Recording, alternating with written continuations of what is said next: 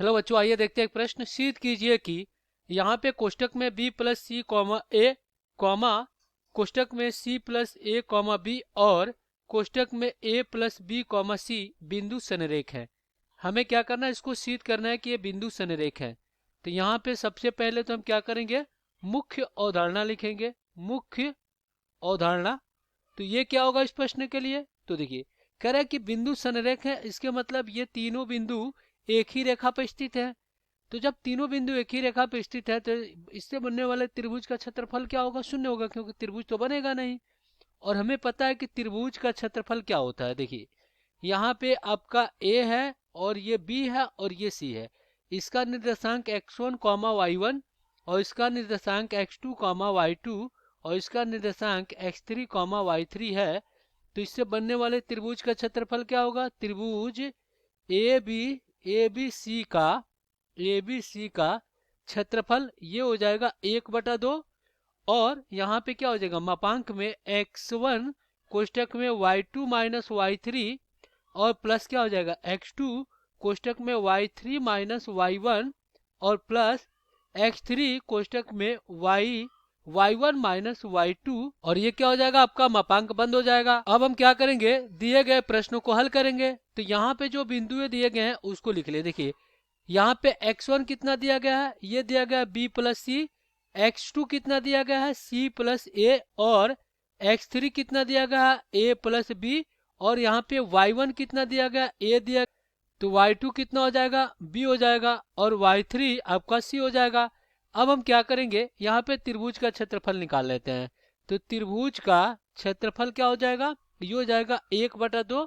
मापांक में x1 कितना है, यह है b प्लस सी और कोष्टक में y2 माइनस y3। y2 कितना है आपका, y2 b है और y3 तो b माइनस सी हो गया और प्लस x2 कितना है आपका, c प्लस a है और फिर कोष्टक में क्या हो जाएगा, ये हो जाएगा y3 c और माइनस y1 कितना a और प्लस यहाँ पे देखिए यहाँ पे x3 क्या है, a प्लस बी और फिर कोष्टक में आपका क्या हो जाएगा y1 माइनस y2 तो a माइनस बी हो गया और ये आपका मापांक में हो गया। अब यहाँ से देखिए 1/2 अंदर गुणा करा लीजिए। b का गुणा b में कराएंगे तो b का वर्ग, b का गुणा c माइनस सी में कराएंगे तो माइनस सी, तो माइनस बी सी और फिर यहाँ पे c का गुणा b में कराएंगे तो प्लस क्या हो जाएगा बी सी और फिर यहाँ पे c का गुणा माइनस सी में कराएंगे तो माइनस सी का वर्ग हो गया, प्लस c का गुणा c में कराएंगे तो c का वर्ग हो गया और ये हो जाएगा माइनस ए सी, फिर a का गुणा कराएंगे तो प्लस ए सी और फिर a का गुणा तो माइनस a का वर्ग और पुनः यहाँ पे a का गुणा a में कराएंगे तो a का वर्ग, फिर a का गुणा माइनस b में तो क्या हो जाएगा माइनस ए बी और फिर b का गुणा a में कराएंगे तो प्लस ए बी और यहाँ के b का गुणा कराएंगे तो माइनस क्या हो जाएगा b का वर्ग हो जाएगा और ये आपका मापांक में। अब ये देखिए प्लस माइनस कट गया, ये प्लस माइनस कट गया और इधर अपने क्या हो गया प्लस माइनस कट गया।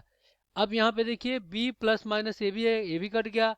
यहाँ पे देखिए c का वर्ग प्लस माइनस है, c का वर्ग कट गया, a का वर्ग प्लस माइनस है, a का वर्ग कट गया।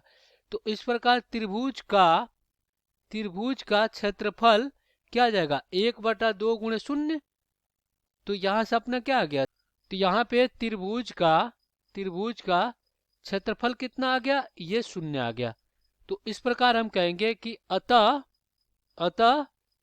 यह तीनों बिंदु संरेख